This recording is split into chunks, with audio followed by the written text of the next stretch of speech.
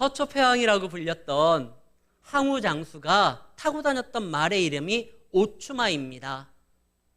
화살이 쏟아지는 가운데서도 이 항우의 명령에 따라 쏜살같이 용맹스럽게 달려갔던 이 오추마, 처음부터 그랬던 말은 아니에요. 굉장히 야생의 기질이 강해가지고요, 마을에 골칫덩어리였어요. 근데 어느 날 그 마을의 이장이 그 마을을 지나가는 항우 장수에게 부탁을 합니다. 워낙 성질이 고역하고 힘이 센 말이 있는데 그 말을 좀 정리해 달라고. 항우가 그 말이면 오히려 나에게 어울리는 말이다. 그래서 역발산, 산을 뽑는 그러한 힘이 있다라고 일컬어졌던 그 항우가요, 그 말과 씨름을 합니다. 말의 등에 올라탑니다. 이 성질이 고약했던 말이 날뛰고 막 이렇게 흔들었지만 결국요, 항우 장사가 말을 한 50바퀴 정도 그 말 위에서 씨름했었을 때 이제서야 그 항우 장사에게 길들여졌다라는 역사적 기록이 있습니다. 아무리 성질이 고약해도요, 그렇게 한 50바퀴 돌면 길들여질 수도 있어요.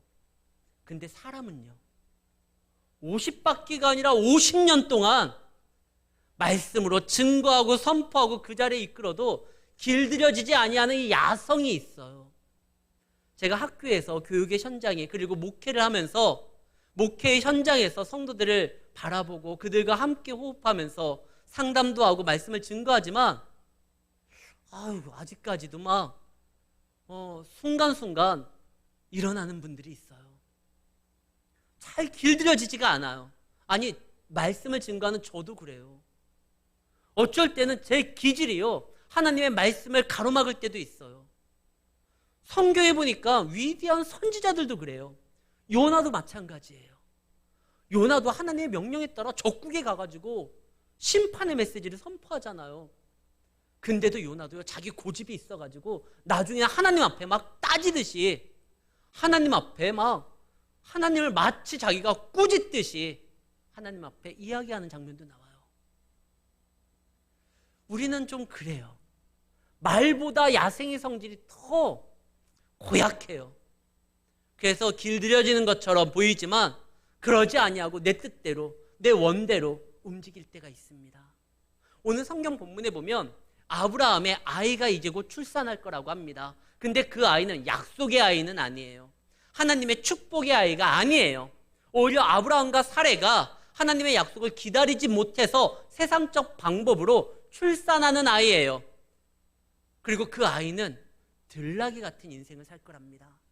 사람들을 치고 본인도 맞고 일평생 사람들에게 상처를 주고 상처를 받으면서 자기 기질대로 살아가는 아이라는 거예요.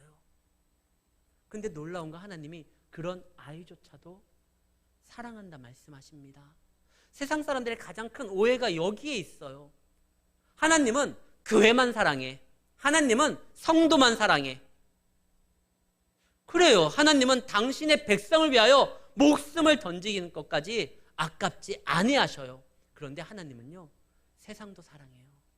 요한복음 3장 16절입니다. 하나님이 세상을 이처럼 사랑하사, 하나님이 교회를, 하나님이 성도를 이처럼 사랑하사가 아니라 하나님이 세상을 이처럼 사랑하사 독생자를 주셨으니 이는 그를 믿는 자마다 멸망치 않고 영생을 얻게 하려 하심이라.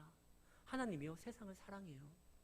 지금도 하나님이 세상을 사랑합니다. 어떻게? 교회를 통해서 주님의 손이고 발이고 주님의 심장을 가지는 성도를 향하여 세상을 사랑합니다. 여러분들 하나님이 불러서 자녀 삼아주시고 사랑을 베푸시는 이유는 세상을 저주하라는 것이 아니에요. 상대를 비방하라는 것이 아니에요. 그를 사랑하고 축복하라는 것입니다. 그리고 그가 그 사랑을 받을 만하면 그는 그 사랑을 받을 것이고, 그 사랑을 받을 만하지 못한다고 하면 손해날 것도 없어요. 예수님이 뭐라고 했죠? 제자들에게 가서 너희가 들어가는 곳마다 거기에다가 복을 빌어라. 받을 만하면 받을 것이고, 그러지 않으면 복비는 너희들에게 돌아올 것이다. 우리가 세상을 사랑하고 세상에게 사랑을 선포하는 거 결코 손해나는 일도 아니고 억울할 필요도 없어요. 주님이 사랑하는 세상을 사랑하는 건 자녀로서 당연한 것이고, 그리고 그 사랑을 베풀 때 우리의 사랑이 더 넘치게 되는 것입니다. 우리는 세상을 사랑하는 거예요. 하나님이 이스마엘도 사랑했어요. 사실 이스마엘의 임신 자체가 사실 불신앙이에요. 우리가 읽었었던 이 16장 좀 앞서가서 2절에 보면 사레가 아브라함에게 이렇게 말을 합니다. 여호와께서 내 출산을 허락하지 아니하셨으니, 하나님이 허락하지 않은 적 없어요. 오히려 약속을 줬어요. 허락한다고 했어요. 근데 10년이 지나니까 그들의 믿음이 흔들려서 아예 그냥 결론을 내버려요. 하나님이 허락하지 않았다. 아직 안 주신 거지 허락하지 않았다는 게 아니에요. 하나님은 주실 거예요. 근데 아직 그들이 자신들의 어떠한 가능성이 있고 자신들이 할 수 있다라고 생각할 수 있는, 만약에 아이를 출산하면 와, 아브라함 도대체 뭘 먹은 거야? 어떻게 몸 관리를 했길래 그 나이에 아이를 출산한 거야? 사례, 당신은 도대체 어떠한 젊음을 유지할 나름대로의 뭐 비결이 있습니까? 사람들이 물어봤을 거예요. 근데 사람들이 아예 그것조차 물어볼 생각조차 못하도록 정말 보통적인 방법으로는 태어날 수 없을 정도로 나이가 많이 들게 한 다음에 하나님이 주십니다. 왜? 이 아이는 약속의 아이거든요. 이 아이는 말씀의 아이고 이 아이는 하나님의 은혜의 아이예요. 우리가 믿는다고 하면 사람들의 어느 한 가능성이 보이는 것까지만 이해되고 설득될 때 믿는 거, 그건 믿음 아니에요. 하나님은 우리를 이성적으로 만드셨습니다.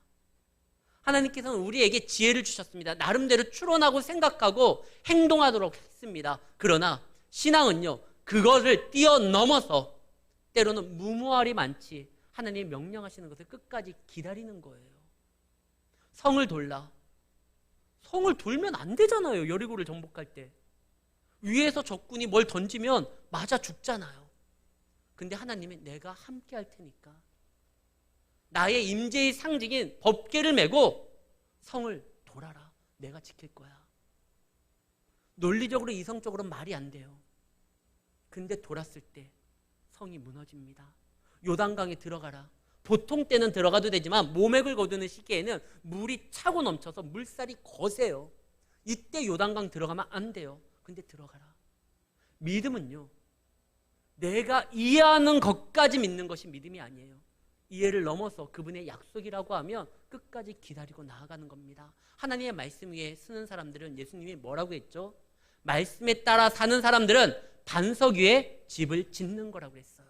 우리의 믿음이 왜 흔들립니까? 말씀 따라 행동하지 않았으니까 불안하고 흔들리고 초조해지는 겁니다. 말씀의 자신을 억지로라도 붙들어 매야 돼요. 의심이 되면 다시 한번 나에게 주신 말씀을 펼쳐봐야 돼요.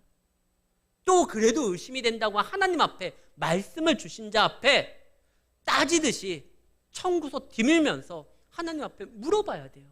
근데 사례는 10년 동안 기다린 거, 이거 솔직히 잘한 거예요. 그러나 더 기다려야 되거든요.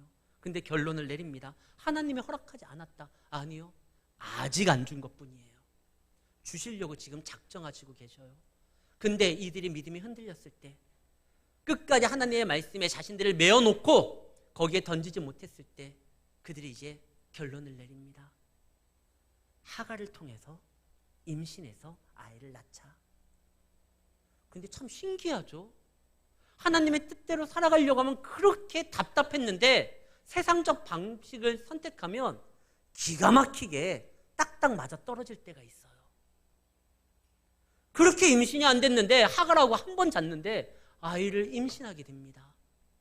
야, 이게 그 뜻 아닌가? 요나가요, 하나님의 말씀에 따라 나아가려고 하지 않고 도망갈 때 마침 다시스로 떠나는 배를 만나요. 야, 배 이거 뱃삭을 예약을 하지도 않고 왔는데 마침 떠나는 배가 또 한 자리가 마침 비었네.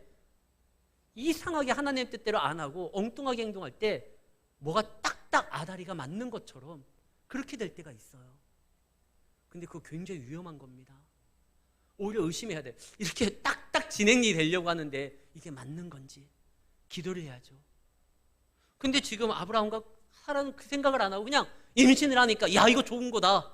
여태까지 우리가 왜 이렇게 10년 동안 기다렸을까 생각을 했는데 그 임신이 축복이 되질 않아요. 그때서부터 아브라함의 집이 엉망이 되잖아요. 종이 주인을 무시해요. 질서가 깨져요. 아브라함과 사라의 그 서로 존중했었던 모습들이 서로를 질타하고 당신이 뭐 하면서 싸우기 시작합니다. 이들의 불신앙으로 일어났던 일인데 그들이 답을 만들어낼 수가 없어요. 이거 어떻게 수습이 안 돼요. 그래서 쫓아냅니다. 사실 쫓아내기보다 학대를 하죠. 그러니까 이 하갈이 그냥 견디지 못해서 도망을 가요. 그때 하나님이 그 하갈에게 나타나신 말씀이 바로 오늘의 본문입니다. 하나님이 나타나셔서 말씀을 하시는 거예요. 하갈아, 너 이러면 안 된다. 너 어디서부터 와서 어디로 가느냐? 제 주인집에서 도망 나왔습니다. 거기는 답을 하는데 어디로 갈지는 몰라요. 일단 나온 거예요. 그에게 할 수 있는 대안이 도망 나오는 거가 다예요. 그래서 도망쳐 나왔어요. 사실 우리가 살아가다 보니까 어떤 문제에 있어서 도망 다니시는 분들이 있어요. 그 문제를 이렇게 본인이 감당하기 위해서 수를 찾거나 해결 방안을 위해서 움직이기보다 도망 다니면 편하거든요. 집에 갈등이 있습니다. 에이, 이런. 집을 그냥 나가버려요. 교회에서 문제가 있습니다. 에이, 그냥 나가버려요. 직장에서 어떤 문제가 있습니다. 에이, 사표 쓰고 말지. 나가버려요. 근데 나가는 것이 답이 결코 아니에요. 나가야 될 때가 있을 거예요. 그러나 이 문제를 해결할 고민을 하지 않고 그냥 나가는 건 그건 문제의 답이 아니에요. 하갈은 답이 없어요. 나갔어. 너 어디로 갈 건데?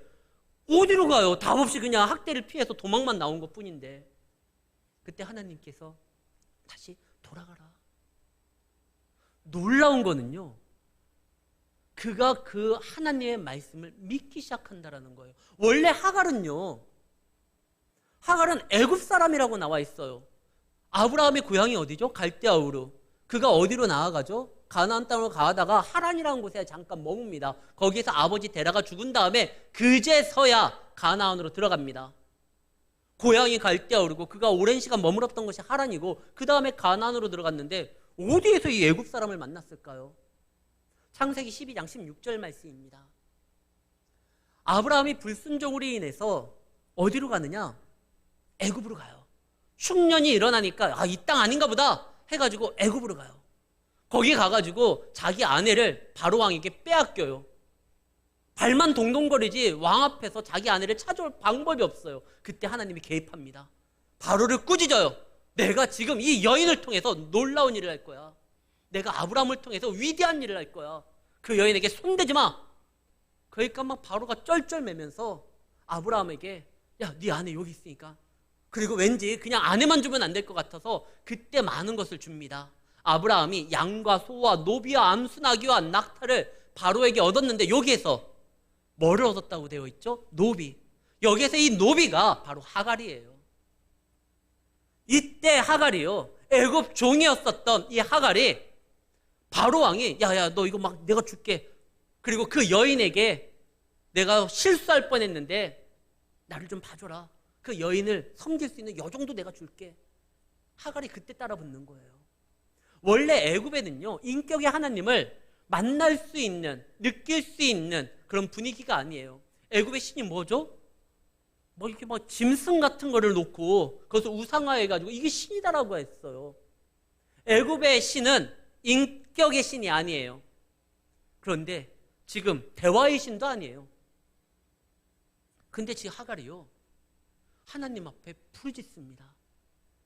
이것은 10년간 아브라함의 집에 있으면서 그의 영향을 통해서 하나님을 알게 된 거예요. 아브라함이 비록 불순종해서 10년 동안 참 믿음 있게 행동하려고 하다가 10년이 지나니까 요 자녀 문제에서만큼은 야, 하나님도 이거는 어떻게 못하나 보다 싶었지만 하갈은요 그 집안에서 있으면서 아브라함과 함께하고 아브라함을 복주고 아브라함을 인도하셨던 하나님에 대해서 이제는 아는 정도는 돼요. 그래서 그가 답이 없었을 때 부르짖었을 때 하나님께서 말씀을 하십니다. 11절 여호와께서 네 고통을 들으셨습니다. 아마 하갈이요 고통을 막 토해낸 거예요. 이제 죽게 되었으니 하나님 난 어떻게 합니까? 그때 하나님께서 그 음성을 들으시고 그 고통을 들으시고 그에게 나타나십니다. 그리고 말을 하죠. 돌아가라. 어디로? 하갈이 살 수 있는 유일한 방법은 하나님의 약속이 있고 말씀이 있는 그곳이에요. 아브라함 집으로 돌아가라. 근데 그게 쉽습니까? 거긴 뭐가 있었죠? 왜 거기를 나왔죠?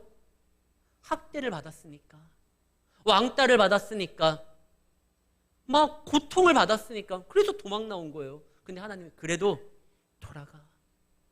비록 네 주인이 아직 성숙되지 못해서 너를 그렇게 학대했지만 그래도 너 돌아가. 네가 살 수 있는 길은 거기야.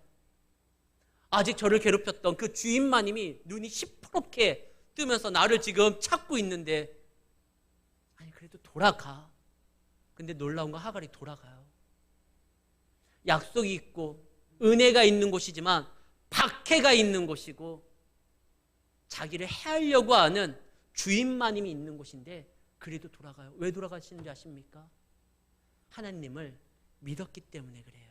여기 보면 이제 하갈이 놀라운 고백을 해요. 하갈이 13절에 보면 하갈이 자기에게 이르신 여호와의 이름을 나를 살피시는 하나님이라 하였으니 이는 내가 어떻게 여기서 나를 살피신 하나님을 배웠는고 함이라. 그리고 샘을 하나 발견하는데 그 샘의 이름을 브엘라헤 로이라고 짓습니다.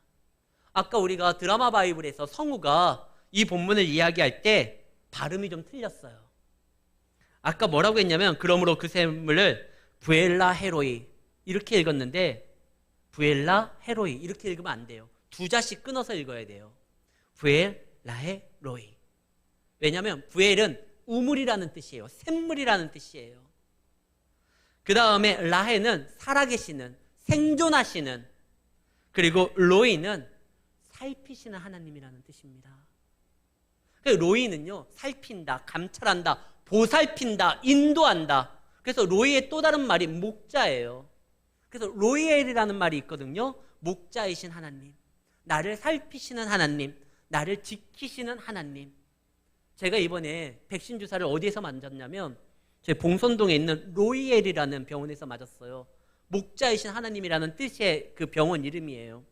그 로이가 그 뜻이에요. 브엘라헤 로이. 지금 하갈이요, 그 하나님에 대해서 말을 합니다. 그는 생존하시는 분이고 나를 지키시는 분이고 나를 바라보시는 분이고 나를 도우시고 이 광야에서 샘물을 허락하여 주시는, 비록 내가 다시 그 집에 들어가서 거기에서 광야 같은 또 외로운 인생을 살아간다 할지라도 거기에서 샘물을 주실 것이고 살아계신 그분이 나를 지키시고 보호해 주실 것이기에, 그래요 하나님, 핍박이 있다 할지라도 내 당신을 바라보고 갑니다. 근데 그 다음부터는 핍박에 살 수 없어요. 왜냐하면 하나님께서 아브라함에게 또 말씀하셨으니까요. 하나님이 지금 이 하갈에게 이름을 하나 줍니다. 너 아이를 낳을 텐데 그 아이 이름을 이스마엘이라고 해라. 근데 오늘 본문 말씀에 우리가 15절에 보면 하갈이 아브라함의 아들을 낳음에 아브라함이 하갈이 낳은 그 아들의 이름을 이스마엘이라 하였더라. 이 말은, 이스마엘은 원래 하나님이 하갈에게 준 거거든요. 근데 15절에 보면 마치 아브라함이 처음부터 이 아이의 이름에 대해서 생각했다가 자기가 지은 것처럼 써 있어요. 아브라함이 지어줬다. 아브라함이 이 이스마엘이라는 말을 어디에서 들었을까요? 하갈한테 들었겠죠. 하갈이 다시 돌아와요. 깜짝 놀라요. 야, 너 도망간 줄 알았는데 어떻게 또 왔냐? 제가 하나님을 만났습니다. 그분이 나를 인도하셨습니다. 다시 돌아가라 했습니다. 그리고 이 아이를 출산할 텐데 아들이랍니다. 그리고 아이의 이름까지 줬습니다. 이스마엘이라고. 나를 지키시고 내 음성을 들으셨다라는 뜻이에요. 이 이스마엘이 사무엘이라는 이름과 이스마엘이 같은 뜻이에요. 내 음성을 들으셨다. 하나님이 내가 고통 중에 토해냈을 때 그 음성을 들어주시고 이 아이의 이름을 줬습니다. 아, 그래? 아브라함도 거기에 대해서 나름대로 반성하고 뉘우치고 하나님이 우리 가정 이 말을 나에게 직접 주지 아니하고 이 아이에게 줬구나. 하나님 왜 그러셨을까요? 지금 아브라함은요, 불신앙이었어요. 그랬었을 때 하나님께서요, 이 여종에게 나타나셔서 그에게 은혜를 주심으로 아브라함에게 정신 차리게 만드는 거예요. 아이를 키워보시면 알겠지만 아이가 말을 잘 안 들을 때가 있어요. 누구야 일로 와? 안 와요. 그때 아이가 오게 하는 가장 확실한 방법이 뭡니까? 옆에 다른 아이를 안아서 아이고 내 새끼. 그럼 애가요 질투 나서 와요. 무슨 우리 엄마인데. 지금 하나님께서요 아브라함에게 막 은혜와 축복을 주는데 정신을 못 차리고 불신앙적인 세상적인 방법으로 가니까 아예 하갈에게 은혜를 줘버려요. 아브라함에게 정신 차리도록요. 때로는 하나님께서 그런 방법을 취하실 때가 있어요. 지금 성교 한국이라고 이 대한민국에 하나님의 놀라운 은혜를 퍼부어 주셨는데 요즘에 좀 불안해요. 이 은혜가 떠나갈 것 같아요. 막 아프리카, 우간다에 저 동남아시아에 거기에 막 은혜가 막 넘쳐나는 이야기들 들었을 때 우리가 어떻게 해야 돼요? 기뻐해야 돼요. 은혜가 넘치니까. 근데 우리가 잘못함으로 인하여 그 은혜가 우리한테 옮겨져서 그쪽으로 가는 건 그거는 문제예요. 요한계시록에 보면 에베소 교회에 내가 촛대를 옮기겠다라는 말이 나와요. 너희들 그렇게 행동하면 첫사랑을 잃어버리고 하나님 앞에 간구하지 않으면 내가 이거 다른 데 옮겨버리겠다. 마치 은혜는 우리만이 받을 수 있는 독점적인 거라고 생각하면 안 돼요. 이 은혜는 나를 통해서 하나님이 흘러가기를 원하셔요. 우리를 통해서 세계 만곳에 복음이 증거되는 건 귀한 일이에요. 그들이 은혜 받는 건 귀한 거예요. 우리를 통해서 그들의 은혜가, 하나님의 은혜가 그들에게 흘러가는 건 귀한 거지만 우리가 제대로 은혜 받는 삶을 살아가지 못해서 우리에게서 촛대가 옮겨져서 옮겨감으로 그들의 은혜를 받는다고 하면 이건 우리의 심각한 문제예요. 다행히 아브라함은 정신을 금방 차렸어요. 그래서 그래, 내가 하나님을 제대로 믿지를 못했구나. 그 다음부터는 첩을 안 둬요. 아브라함이 보면은 그냥 끝까지 그냥 주는 데까지 기다려보자. 오늘 아브라함이 이스마엘을 낳았을 때의 나이가 86세입니다. 근데 아브라함이 이삭을 낳을 때 나이가 몇 살이죠? 100세잖아요.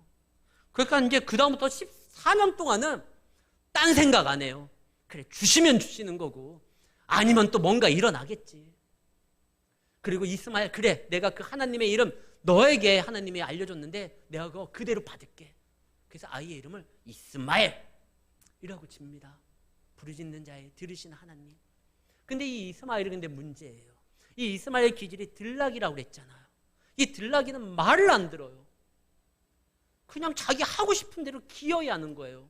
그래서 성경 호세아 8장 9절에 보면 이스라엘 백성들의 기질을 이 들락이에 표현한 적이 있어요. 그들이 홀로 떨어진 들락이처럼 하나님이 아수르 가지 말라고 하는데 기어이 가요. 에브라임에 값 주고 뭐 사오면 안 된다고 했는데 기어이 가요. 말을 그렇게 안 들어요, 이스라엘이. 그때 하나님께서 이 이스라엘을 길들이는 방법, 성도들을 길들이는 방법이 있어요. 엄밀히 따지면 길들이기보다 당신을 닮아가게 만드는 방법이 있습니다. 그것이 바로 마태복음 16장 24절이에요. 이것밖에 없어요. 예수께서 제자들에게 이르시되 누구든지 나를 따라오려거든 자기를 부인하고 자기 십자가를 지고 나를 따를 것이다. 이때만이 주님을 닮아갈 수가 있는 겁니다. 우리는요, 초대교회 사람들은 다 하나님을 따라가기 위해서 모든 것을 버려두고 쫓았어요. 예수님의 제자들, 나를 따르라. 그물을 버리고 쫓습니다. 나를 따르라. 마태, 세리 같은 경우는 돈 세다가 따릅니다. 이제 새로운 삶으로서 들어가기 위해서. 지난날의 모든 것들을 부정하고 바울은요, 나를 따르라 했을 때 내가 그것들 배설물처럼 여기고 하나님만을 쫓아간다고 합니다. 우리도요, 하나님을 따르기 위해서는 그동안 나를 있게 만들었었던 거에 대해서 때로는 나 자신 중심적으로 행동하려고 했던 거에 대해서 부정하고 주님의 십자가를 져야 돼요. 초대교회 사람들은 그랬어요. 근데 오늘날 우리 한국교회 초대교회도 그랬는데 요즘에는요, 이게 부정하지 않으려고 그래요. 그냥 있는 거에 하나님의 것을 몇 개 더 첨가해서 그냥 나가려고 해요. 그러니까 문제예요. 성경에 뭐라고 되어 있습니까? 새 포도주는 새 부대에 담으라고 했어요. 아니면 터져버려요. 옛날 그 모습 그대로 그것을 부정하지 아니하고 다 끌어모으면서 예수님 내가 은혜를 받으면서 나아가겠습니다. 큰일 나요. 부정해야 돼요. 근데 이 부정하는 방법이 쉽지 않아요. 그래서 하나님이 또 사용하시는 방법이 말씀과 고난입니다. 요나를 보세요. 얼마나 고집이 세요. 하나님께서 가라고 하니까 끝까지 고집 부려서 엉뚱한 데로 가죠. 잡아가지고 목덜미 잡아서 그 소울의 깊은 곳까지 들어갔던 그 요나를 물고기 뱃속에서 꺼내내가지고 다시 전하라고 하는 곳에 보내잖아요. 근데 또 말을 안 들어요. 막 하나님 앞에 성질질 부리고 난리를 쳐요. 그때 하나님께서 그가 그렇게 아꼈던 박넝쿨을 싹 제거해버려요. 태양빛에 노출하게 만들어요. 그러니까 그가 하나님 앞에 막 따지죠. 그때 하나님이 말씀합니다. 하나님이 우리를 부정하게 만들고 십자가를 지게 만드는 그 사용하는 하나님이 정말 우리 가운데 역사하는 방법 중에 하나가 바로 고난과 말씀입니다. 말씀만 주면 우리가 그냥 하나님 앞에 뜻에 순종할 것 같지만 우리는 천사들이 아니에요. 내 안에 내 중심적인 행동을 할 때가 많아요. 다 들나귀들이라 기어이 내가 하고 싶은 일을 하려야지만 속이 직성이 풀리는 사람들입니다. 그래서 그 교만을 꺾기 위해서 때로는 고난도 줘요.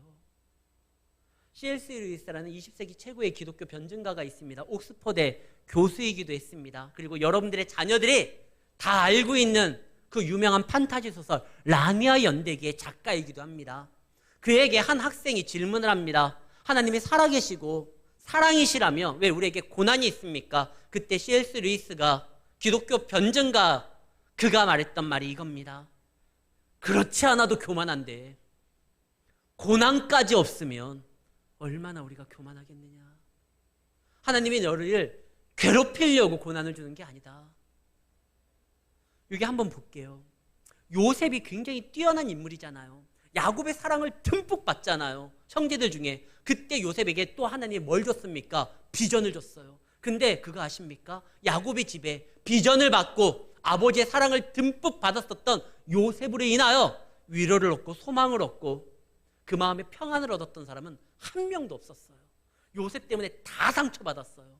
이 상태에서 그대로 요셉이 고시를 패스해가지고 유학 가운데 애굽의 총리가 되면 아마 그 애굽의 영향을 받는 모든 사람들 다 상처받을 거예요. 근데 요셉이요. 그 억울한 누명을 쓰고 고난을 당하고 이제 하나님의 말씀이 그냥 듣기 좋은 말이 아니라 입에서 그냥 얘기하면 되는 말이 아니라 그 말이 나의 인격이 되었을 때, 나의 삶의 한 부분이 되었을 때 이제는요 요셉의 말 때문에 많은 사람들이 위로를 얻고 요셉 때문에 다시 애굽의 영향에 있었던 많은 사람들이 삶을 살아가게 됩니다.